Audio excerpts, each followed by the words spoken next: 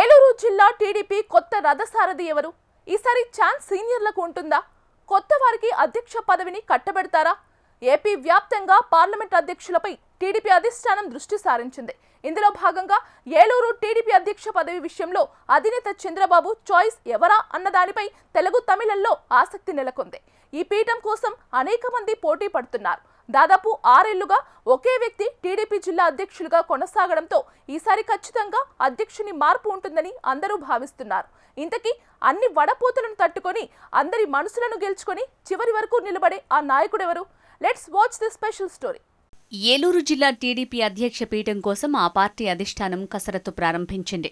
దీంతో ఎలాగైనా అధ్యక్ష పదవిని చేజిక్కించుకునేందుకు పలువురు నాయకులు పోటీ పడుతున్నారు. 2019 నుంచి దాదాపు 6 ఏళ్లుగా ఆప్కాబ్ చైర్మన్ గన్ని వీరాంజనేయులు పార్టీ అధ్యక్షుడిగా కొనసాగుతున్నారు. 2019 తర్వాత 2 ఏళ్ల పాటు కరోనాతో అన్ని పార్టీలో కదలికలు నిలిచిపోయాయి. ఆపై ఎన్నికలు ముంచుకు రావడంతో ఉన్న నాయకత్వంలో టీడీపీ అధిష్టానం ఎటువంటి మార్పులు చేర్పులు చేయలేదు. గత ఎన్నికల్లో కూటమి పార్టీలు అధికారం చేపట్టాయి. ఈ క్రమంలో తాజాగా టీడీపీ అధిష్టానం పార్టీ బలోపేతంపై దృష్టి సారించింది. అన్ని జిల్లాలకు అధ్యక్షుడితో పాటు కమిటీ సభ్యులను మార్చాలని అధినేత చంద్రబాబు ఆదేశించారు. ప్రతి జిల్లాకు ఒక మంత్రితో పాటు 2 ముఖ్య నాయకులతో ఒక కమిటీని ఏర్పాటు చేసి నాయకులు, కార్యకర్తల అభిప్రాయాలను సేకరిస్తున్నారు. ప్రతి జిల్లాలో అందరూ మెచ్చిన నాయకుడికే పార్టీ పగ్గాలు ఇచ్చేలా టీడీపీ అధిష్టానం ఆలోచన చేస్తోందట.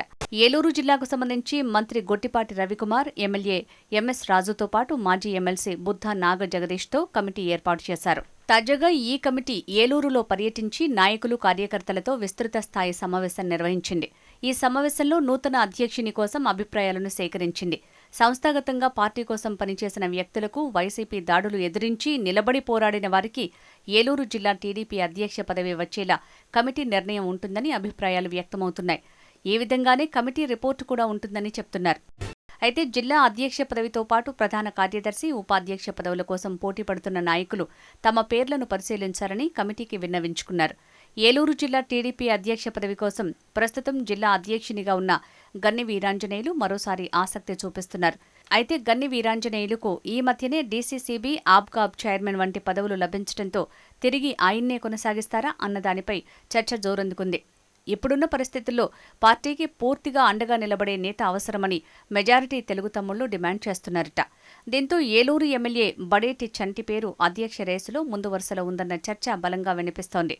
చంటి అనుచరులు కూడా ఇలాంటి డిమాండ్కు మద్దతు ఇస్తున్నారట. ఏలూరు పార్లమెంటు ఎంపీ పుట్టా మహేష్ యాదవ్ కూడా బడేటి చంటికి మద్దతు పలుకుతున్నారని ఎంపీ వర్గాల్లోని కొంతమందిలో గుసగుసలు వినిపిస్తున్నాయి. ఇటీవల జరిగిన ఏలూరు జిల్లా అధ్యక్ష పదవి ఐవీఆర్ఎస్ కాల్లో భాగంగా చంటి పేరు కూడా 2వ ప్రాధాన్యత పేరుగా ఉందట.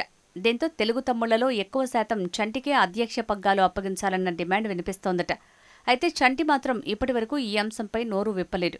కొందరేమో మాజీ ఎమ్మెల్యే ఘంటా మురళికి, బీసీ వర్గాల నుంచి జంగారెడ్డిగూడెంకు చెందిన శ్యామ్ చంద్రశేషుకు అవకాశం ఇవ్వాలని అంతర్గతంగా డిమాండ్ చేస్తున్నారట.